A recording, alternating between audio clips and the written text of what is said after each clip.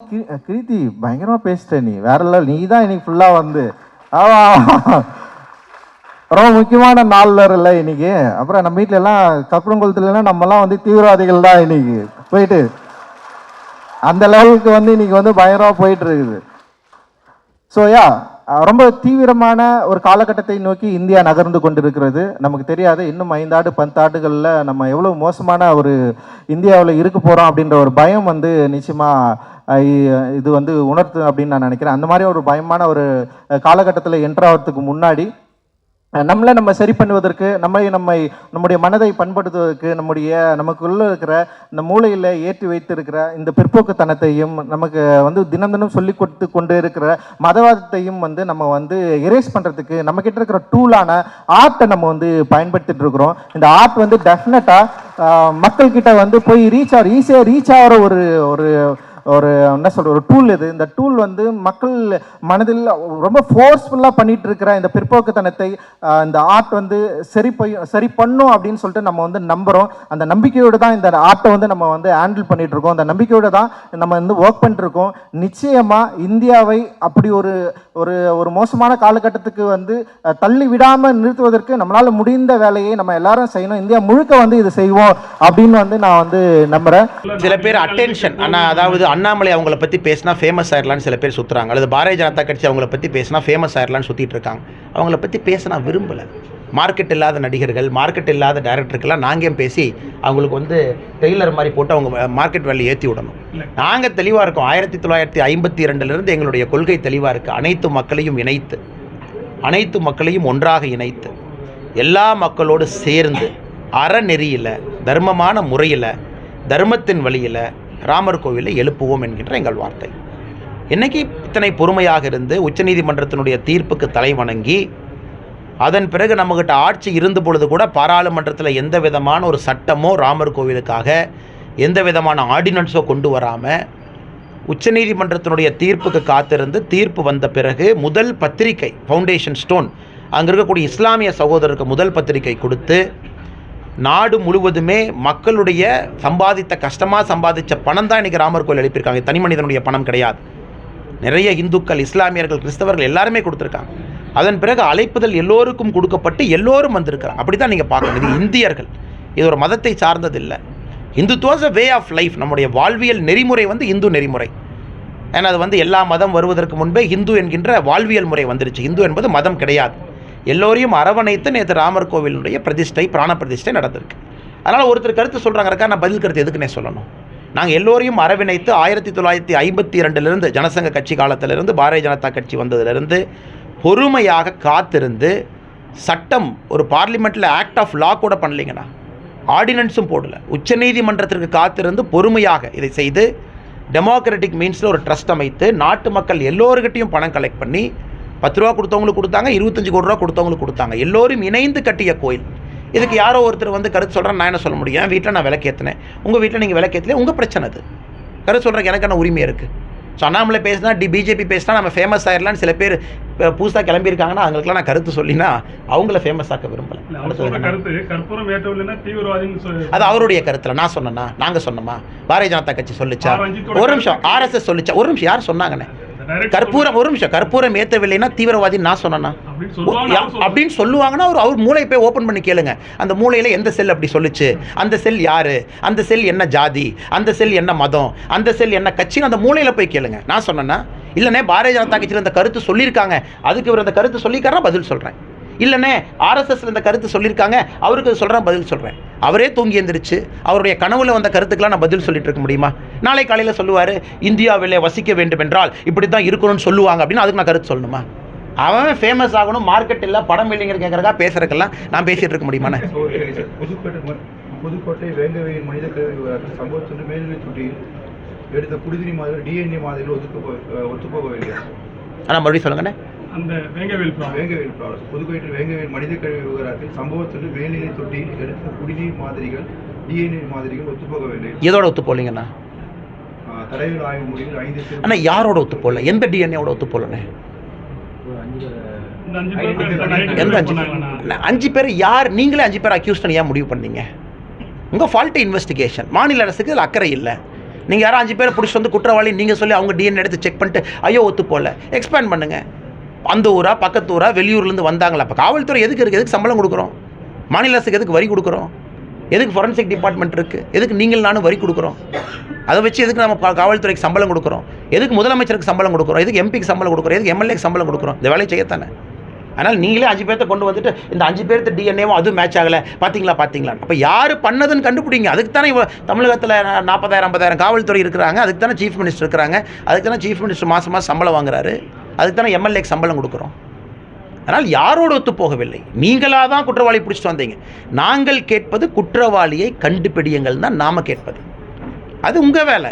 இப்போ அண்ணாமலை வந்து போலீஸ்கார் எடுத்துகிட்டு போய் போலீஸ்கார் போட்டால் விடுவீங்களா? நான் போலீஸ்கார் இல்லை. அது செய்ய வேண்டிய கடமை யாருக்கு இருக்குது? மாநில அரசுக்கு இருக்குது. இவங்க உள்ளூரா வெளியூரா யார் வந்தாங்க, உள்ளூரில் யாரை பார்த்தாங்க, இன்வெஸ்டிகேஷனை எக்ஸ்பேண்ட் பண்ணணும். இவங்க ஆரம்பத்திலிருந்து இந்த 5 பேர் வந்தாங்க, 9 பேர் நார்கோ அனாலிசிஸ்க்கு வந்து கோர்ட்டு கோஆப்ரேட் பண்ண மாட்டாங்க, அப்போ குற்றவாளி இவங்களுக்குள்ளே தான் இருப்பாங்கன்னு இப்படியே சுற்றி இது எப்படி அந்த கிணறு தோண்டி பூதம் வந்த கதை மாதிரி. இந்த வேங்கவேலை பொறுத்த வரைக்கும் மாநில அரசுக்கு அக்கறை இல்லை. வேங்கவேலை விடுங்கண்ணே, ஒரு டிஎம்கே எம்எல்ஏ அவர் வீட்டில் ஒரு பட்டியலின சகோதரிக்கு நடந்த அநியாயத்துக்கு என்ன ஆக்ஷன் இல்லை. வேங்கவேலுக்கு எங்கே ஆக்ஷன் எடுக்க போகிறோம்? கேட்டால் சமூக நீதி சமநீதினு சேலத்தில் மாநாடு போட்டு ஆடு பிரியாணி கோழி பிரியாணி போட்டு பேசிகிட்டு இருக்காங்க. அதுக்கு இந்த ஆக்ஷன் எடுக்க வேண்டியதானே? அதான் எங்களுடைய தொடர் கேள்வி. சமூக நீதியை நிலைநாட்ட வேண்டிய அரசு இன்றைக்கி சொந்த ஒரு எம்எல்ஏ அவருடைய பைய வீட்டில் நடந்ததுக்கே நிலைநாட்டவில்லை. வேங்கவேலுக்கு எங்கே போய் நிலைநாட்ட போகிறாங்க? கேட்டால் சமூக நீதி சமநீதினு கதை ஓட்டிகிட்டு இருக்காங்க. சேலம் மாநாட்டில் பாஜக எதிராக கடுமையான தீர்மானங்கள்லாம் நிறைவேற்றிருக்காங்க. அந்த மாநாடு ஏன்னா அவங்களுக்கு தெரியும் பாரதிய ஜனதா கட்சி தான் இன்றைக்கி எதிர்க்கட்சி தமிழ்நாட்டில்னு. அவங்களுக்கு தெரியும் பாரதிய ஜனதா கட்சி தான் ஆட்சிக்கு வரப்போகுதுன்னு. அவங்களுக்கு தெரியும் பாரதிய ஜனதா கட்சி தான் 400 எம்பிக்களை தாண்டி ஆட்சியில் அமர போகிறாங்கன்னு. அவங்களுக்கு தெரியும் 3வது முறையாக பிரதமர் வரப்போகிறார். ஏன்னா தமிழ்நாட்டு மக்களுடைய மனநிலை. ஒரு கட்சி வந்து யாரை எதிரியாக சொல்கிறாங்க அப்படின்னு வச்சு நம்ம கண்டுபிடிச்சிக்கலாம் அரசியல் யார் பக்கம் போகுதுன்னு. அந்த மாநாடு தீர்மானமெல்லாம் வேறு கட்சி மேலே எதிர்த்திருந்துதா? பாரதிய ஜனதா கட்சியை மட்டும்தான் எதிர்த்துச்சு. ஏன்னா திமுகவுக்கு தெரியும் இது பாரதிய ஜனதா கட்சியினுடைய காலம். மக்கள் பாரதிய ஜனதா கட்சியின் பக்கம் வந்து விட்டார்கள். நரேந்திர மோடி அவர்கள் 400 எம்பிக்களை தாண்டி அமர போகிறாங்கன்னு தெரியும். ஸோ நேச்சுரலாக நான் யாரை எதிர்த்து நான் திட்டுறேன்? நான் மைக்கில் பேசுகிறேன், 90% யாரை எடுத்து பேசுகிறேன்? திமுக எடுத்து தான் பேசுகிறேன். ஏன் என்னை பொறுத்தவரை திமுக என்பது தான் தீய சக்தி. மக்கள் திமுகக்கு எதிராக இருக்கிறாங்க, அதை ரிஃப்ளெக்ட் பண்ணுறேன்.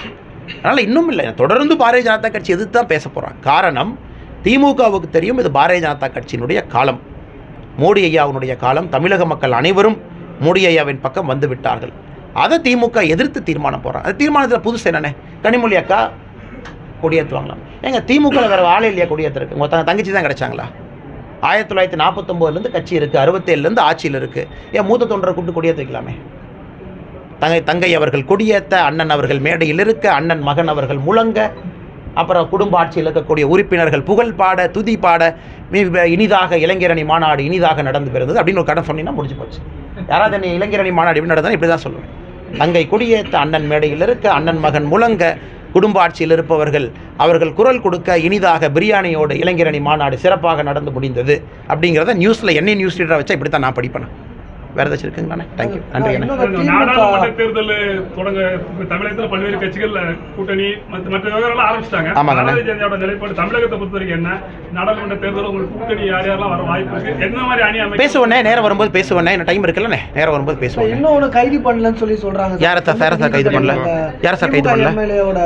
சார் அதான் சார் நான் பேசுறேன். ஏன்னா அவங்க கைது பண்ண மாட்டாங்க சார். விசாரணை முழுமையா நடக்கும், முறையா நடக்கும்னு நினைக்கிறீங்களா சார்? இல்ல அதுக்கு சார் சத்தியமா நடக்காது சார், சத்தியமா நடக்காது. நான் ஹானஸ்டா சொல்றேன் சார். அந்த பொண்ணு வெளியே வந்து பேசின இன்டர்வியூ யார் பார்த்தாலும் கண்ணில் தண்ணி வரும். அந்த பொண்ணு பேசினது யார் பார்த்தாலும் கிராஃபிக்காக அந்த பாப்பா டிஸ்கிரைப் பண்ணுறாங்க. எப்படி வீட்டுக்கு வந்தேன், சம்பளம் 16,000 பேசினாங்க, 5,000 மட்டும் கொடுத்தாங்க, ஊருக்கு போகிறேன்னு சொன்னால் எட்டி உதைச்சாங்க, அடித்தாங்க, எனக்கு வந்து இந்த மோசமான அரிசி கொடுத்தாங்க, குக்கரில் செஞ்சு சாப்பிட்டா அதுக்கு அடித்தாங்க, அதையும் குக்கரில் சமைக்கக்கூடாது வேறு இதில் சமைக்கணுன்னாங்க, அதன் பிறகு நீ விட்டுருங்க நான் ஊருக்கு போகிறேன்னு சொல்லும் பொழுது எல்லாம் சேர்ந்து அடித்தாங்க, அப்புறம் நான் எம்எல்ஏனுடைய மருமகள் அப்படிலாம் நீ பண்ணிடுவியான்னு பேசினாங்க. ஆனால் SC/ST ஆக்டினுடைய இன்க்ரீடியன்ட் என்னங்கண்ணா? SC/ST ஆக்டினுடைய சிறப்பு தன்மையே குறிப்பாக பட்டியலின சமுதாயத்திற்கு வேகமாக நடவடிக்கை எடுக்க வேண்டும் என்பதற்காகத்தான் ஐபிசி செக்ஷன் பயன்படுத்தாமல் SC/ST prevention of atrocity act 1989 கொண்டு வந்தாங்க. நம்ம புரிஞ்சுக்கணும், ஐபிசின்னா அது வேறு மாதிரி, இந்தியன் பீனல் கோட் வேறு மாதிரி, மெடிக்கல் சர்டிஃபிகேட் கொடுங்க, இன்வெஸ்டிகேஷன் பண்ணுங்கள், இங்கே போங்க. SC/ST prevention of atrocity act ஒரு படி மேலே போகுது. அதனால தான் அந்த ப்ரொவிஷன்ஸ் எல்லாமே ரொம்ப ஸ்ட்ரிஞ்சன்ட். இதில் பெயில் கண்டிஷன்லேருந்து SC/ST ஆக்ட் ரொம்ப ஸ்ட்ரிஞ்சன்ட். அதற்குத்தான் தனி சட்டமே நம்ம நாட்டில் கொண்டு வந்திருக்கோம். அந்த சகோதர சகோதரிகளுக்கு பாதுகாப்பு அளிக்கணும். இவங்க அதை பயன்படுத்தாமல் இல்லை காவல்துறை வருவாங்க, போலீஸ் ஸ்டேஷனுக்கு கூப்பிடுவாங்க, நீங்கள் ஸ்டேட்மெண்ட் கொடுங்க, அவங்க ஸ்டேட்மெண்ட் கொடுப்பாங்க, அப்புறம் நம்ம 3 மாதம் பார்க்குறதுக்குள்ளே கோர்ட்டில் போய் அவங்க பெயில் வாங்கிக்குவாங்க. இந்த ஐடியா எதுக்கு பண்ணுறாங்கன்னா ஆன்டிசிபேட்டரி பெயிலுக்கோசரம். SC/ST ஆக்டுடைய சிறப்பம்சம் என்னென்னா தப்பு நடந்ததுன்னா உடனே அரெஸ்ட் பண்ண போவாங்க. ஏன்னா ஆன்டிசிபேட்டரி பெயில் கிடைக்கக்கூடாது. சொல்கிறது புரியுதில்லைங்கண்ணே? இவங்க பண்ணுற அந்த ட்ராமாவே அவங்களுக்கு ஆன்டிசிபேட்டரி பெயில் கிடைக்கிறதுக்கு தான் அந்த ட்ராமா பண்ணுறாங்க. இது உங்களுக்கும் தெரியும், எனக்கும் தெரியும். அதனால் அப்படியே சும்மா ஒரு நோட்டீஸ் கொடுக்குற மாதிரி கொடுத்து எதுக்குன்னு அந்த பாப்பா முகத்தில் காயம் இருக்குது, உடம்பு ஃபுல்லாக காயம் இருக்குது, வீட்டில் இருக்கிற பாப்பாவுக்கு வெளியால் பூந்தாங்கன்னு அடிச்சிருப்பாங்க. செல்ஃபோன் ரெக்கார்ட்லேருந்து அந்த பாப்பா எல்லாம் சொல்கிறாங்க. அதனால் இவர்களுடைய கேமே அவங்களுக்கு அப்படியே இழுக்கிற மாதிரி இழுப்போம், பெயில் கிடச்சிரும். பெயில் கிடச்சதுன்னா உங்களுக்கு தெரியும் அரெஸ்ட் பண்ணி சாயந்தரம் ரிலீஸ் பண்ணணும். அப்புறம் கேட்டால் திமுக என்ன சொல்லுவாங்க, நாங்கள் அரெஸ்ட் பண்ணிட்டோம், திராவிட மாடல் ஆட்சியினுடைய சாதனை என்னென்னா நாங்கள் எங்கள் சொந்த MLA மருமகள் அரெஸ்ட் பண்ணோம் ட்ராமா பண்ணுவாங்க. இவனுக்கு பண்ணுறதே அவங்களுக்கு பெயில் கிடைப்பதற்காக மாநில அரசு, திமுக அரசு இத்தனை ட்ராமா போடுறாங்க. கண்டிப்பாக பெயில் கிடைக்கும், நீங்கள் டிலே பண்ணால் கிடைக்காமையான இருக்கும். கோர்ட்டில் போய் பெயில் அப்ளை பண்ணால் ஜட்ஜ் என்ன கேட்பார், ஏன் இன்னும் அரெஸ்ட் பண்ணலிம்பார். உடனே காவல்துறை என்ன சொல்லும், எவிடன்ஸ் கலெக்ட் பண்ணிகிட்டு இருக்கணும்.